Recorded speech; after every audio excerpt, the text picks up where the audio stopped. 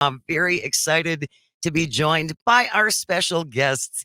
Cassie Cherney is here from the Center for Animal Rehab, and she is joined by Magoo, the umbrella cockatoo. And if you're watching on the live stream on Facebook, YouTube, and Twitter, you can check out Cassie and Magoo right now. He's sitting on her shoulder. Cassie, I'm so excited to have you here. Thank you so much for coming in and for bringing Magoo along. Absolutely. Thank you for having us. Well, tell me first of all about the Center for Animal Rehab. What's the history? When did this start? You're right around the corner from us in downtown Waukesha. I Yeah. had no idea you were even there until our Johnny Watermelon found you. And he's like, Jane, you have to go in there. It is the coolest place you have ever seen. And he's right. Absolutely. Our founder, Lori, started this about 30 years ago because there's not really any good place, any good resources for bird care. So we're there to educate, to help take in animals that don't have a home or need someone to love and take care of them. So we're there for education as well, not just to rehome. And very specifically for birds, right? You're very specifically handling larger birds, parrots and cockatoos Mhm. and things like that. We're doing anything from small finches to the big, large macaws. We also do small animals. We have guinea pigs. We had a hedgehog that we just adopted Oh, out, really? gerbils. We've done reptiles. We had two leopard geckos last year. We had a bearded dragon as well. And we also do senior dogs. So that is part of our seniors rock. So we have some really cute senior dogs right now. Is Magoo chewing on your hair? No. Oh, the evil laugh means yes. Oh, The evil oh. laugh means yes. Um, how many birds do you have right now? Because when I went through the other day, there seemed like you had like 30 of them. We have 95. 95. 95 with 39 of them being budgies. Wow. Mhm. So not all of them are adoptable Correct. because of various possibly what health Mhm. conditions Yeah. and things like that. But you do try to rehome some of them. And Mhm. I think too with so many things with pets in particular, I believe people really start out with the right intentions. Unfortunately, they don't always appreciate everything that is going to come with this particular pet. Mhm. And with birds in particular, especially parrots and cockatoos, they live a really long time.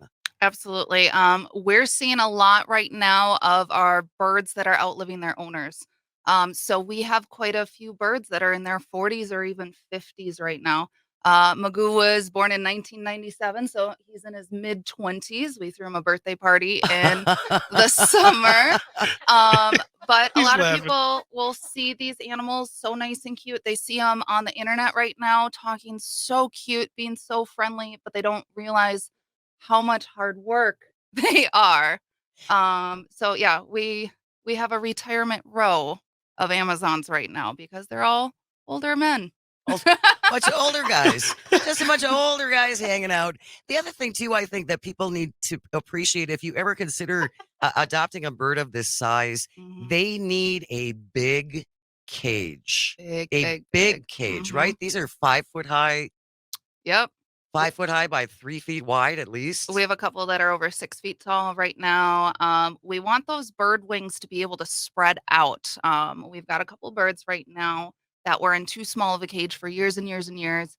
We have Bubba, whose shoulders and elbows are frozen. She's a resident of ours. She's a blue and gold macaw. So she's on pain meds every day.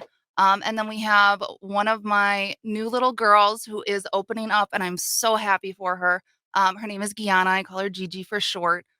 She came in with 30% mobility in her wings. Oh, So it's something she's just blossoming right now. We're getting her wings to stretch out, and oh, it's such a pleasure to see her just open up, get healthier, get better, and everything like that. if you have any questions for Cassie Cherney, please text him or you can call at 844 967 2789 844 967 2789. And if you want to get a good look at Yay. Magoo, you can jump on the live stream on Facebook, YouTube, and or Twitter.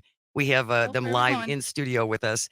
What is it with why are these birds in particular able to talk? What is it about birds that gives them this ability as opposed to, I don't know, a rabbit? I feel like it's their intelligence level. They are incredibly smart. Magoo just wants to tear everything, though. Um, we've got an African gray that's a resident, named Toby, and we have a big whiteboard above his cage of everything that we think he can say. And we're in the 90s right now 90 words, 90 90 phrases. plus, and he Wow. just keeps on plugging them along. Now, are these like are these phrases that are do the birds know what they're saying, or is it just a repetition? I guess that's my is it is it an application of a word, or is it just I like saying hello Magoo? I think it's a little bit of each. We've got Pierre that's 43 years old. He has one word and it's hi, hi, hi, and hi. We've got other birds like Toby, where I swear he was a comedian in a past life. He is so smart, and that timing is just so spot on. Um, they truly know certain things. Yeah, So, I can. I've only been with Magoo for a couple minutes here, and he's definitely got a clear personality for oh yes. sure. And I you were talking beforehand about choosing Magoo amongst all the other birds, and you said there was a factor where you had to make sure there wasn't one that would swear, and that it seems like there's more than one you have an issue with that. There's a few. um, yeah. We try and keep it to the minimum, and we always try and express those positive tones, those positive words, and that can really change it. Granted, sometimes those words never come out of their brains, but we can see a difference when we're more positive towards the birds and that encouraging, good boy, good girl, good Sure. job kind of It's the thing. same kind of positive reinforcement you do with any pets, Absolutely. essentially. 844-967-2789. 844-967-2789. Cindy from Appleton is on the line. Good morning, Cindy. Thanks for joining the show. What do you want to say? Disturbs me, the ignorance of humanity, and I I thank you for what you're doing for these poor animals who end up in these terrible circumstances. And I just think, people are not smart enough to understand what they're getting into. Plus, the thing is, I always have an issue when I adopt a pet is what am I going to do with it when I have to go away for something or I'm going to go on vacation for a week or two? Because a lot of pets you can't just take to a daycare center or find someone to come in and take care of them. So that's also something people really need to consider when they take on an unusual pet like these. Absolutely, Cindy. Thank you so much for calling. You're absolutely right. And I mean, you need to do that with any pets, a cat, a Mhm. dog, Yeah. anything that you might have. I love dogs. I love dogs. I've always had one, but I haven't been in a situation in my life where I've been able to have one. And it's the second I did, I got one. But because I love dogs, I wasn't going to do that because I knew I wasn't going to be there every day to go and walk that dog. Right. You have to think of what's in the best interest of the animal. You really do. Mhm. You really do. And part of the service we provide at Care is boarding for birds. If you are taking a trip, we can be that place to take them in, watch them. We have volunteers that go in every single day. They get fresh food and water every single day. We Someone can to handle. interact with them. Absolutely. So that's one service that we do provide. Cassie Cherney is here from the Center for Animal Rehab, which is right around the corner from us here in downtown Waukesha. And she brought in Magoo, the umbrella cockatoo, talking about all the things that they do there and the rescue services that they offer. And like we said when we began, Cassie, I really do believe that most people start out with the right intentions, but especially with an animal like this and something that can live 50, 60, 70 years, that's a whole nother responsibility that you're taking on. That's a whole different thing. Brian's now Magoo is not That's into cool, you. Magoo. Magoo is not into you, Brian He, he Kelly. he climbed on my arm. He was like, "Yeah, that's not the same. I'm not used to that. I don't necessarily like that." I'm curious, Cassie, where did your interest in birds start and how did you come to this?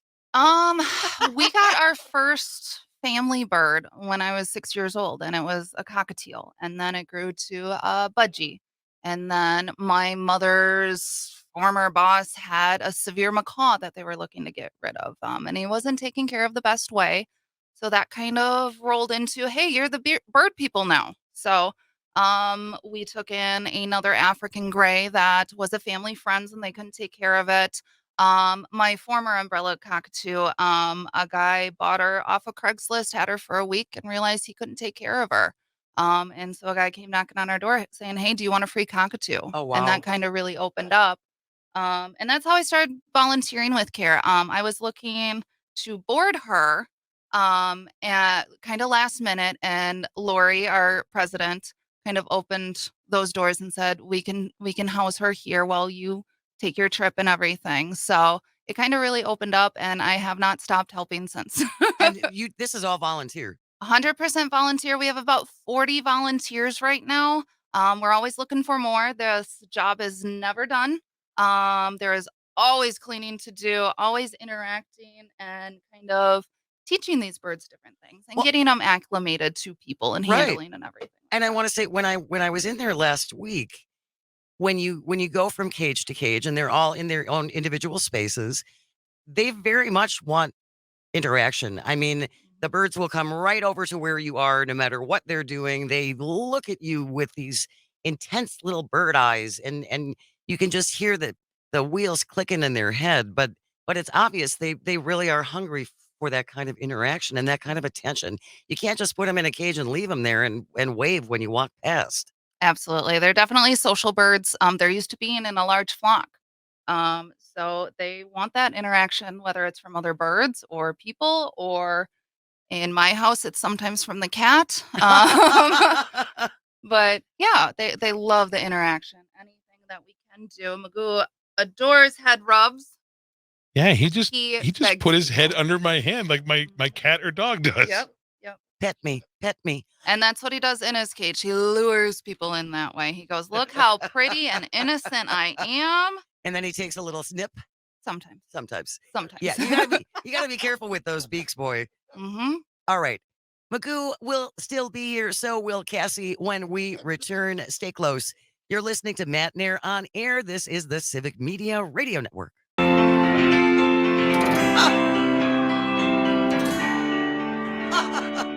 Good morning. Welcome to Matt Nair on air. Jane Matt Nair, Fancy Brian Kelly, Calvin Butenhoff is on the board, coming to you live from our studio in downtown Waukesha. Two very special guests in studio with us. That's Magoo, the umbrella cockatoo, and Cassie Cherney is here from the Center for Animal Rehab, which is located right here in beautiful downtown Waukesha. It's an animal rescue facility, especially for birds and larger birds.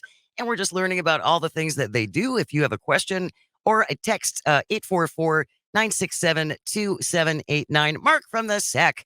Good morning, Mark. Thanks so much for joining us. What do you want to say? Good morning. Yeah, it makes me wonder that, yes, given that our birds are just, the surviving, members of the dinosaurs, that I wonder if some of the dinosaurs in the past had, vocalizations that, complex speech patterns like our modern birds do. I mean, because, most birds have some kind of language. I mean, even your little average songbirds, I mean, they apparently have a wide range of vocalizations that are sort of meaningless to us, but have deep meaning for them. And parrots, of course, have that a wide range of vocalizations, and they more or less adapt, say things that are pleasing to us, and they're just socializing with us, I guess. Trying to communicate with us by mimicking what we say to them. Yeah, it's astonishing, Mark, and it's really astonishing when I was in the other day, and many of your birds will talk and have many different phrases, and they just are looking for this interaction, this attention, this affection, and it's wonderful to see. Tell me, you said, Cassie, that obviously no organization like this can run without volunteers. Mm-hmm. So if someone is listening, I met a woman when I was in who drives all the way from Cedarburg Wow. because she loves it so much. She loves Absolutely. it so much. Mm-hmm. And so how can people get involved? What are the different things that they can do with the Center for Animal Rehab? Yeah, absolutely. We have our website, centerforanimalrehab.org. We have volunteer applications on there. We will accept just about anything. We always need help. But with that, we are also nonprofit. So no one within our facility gets paid. We get no money from anyone but donors. We do make toys to sell. We have some used cages for sale. We do grooming once a month where we do bird nail trims and beak trims and Wing trims. Beak trimming is a thing? It's terrifying. Oh my God, I But can't yes, can imagine. we do it. We do it. Wow. Yes. Not all birds need it. Some birds, their beaks may grow differently, or maybe they had an injury, or they might need a little. Magoo sometimes has a little bit on his bottom beak. If you see his top beak kind of goes down at a slight angle, so the little spike on the bottom side. But if we give them plenty of wood, hard nuts to chew on, they can usually take care of it themselves. That was the other thing that really impressed me when I stopped in last week was how much they love toys. Absolutely. There was one big parrot who had this multi-layered cardboard swingy thing, and it was obvious he loved this thing and was having so much fun with it. So they really do enjoy play. Oh, Magoo loves it, and he finds different ways to play with the pieces that he's chewed off as well.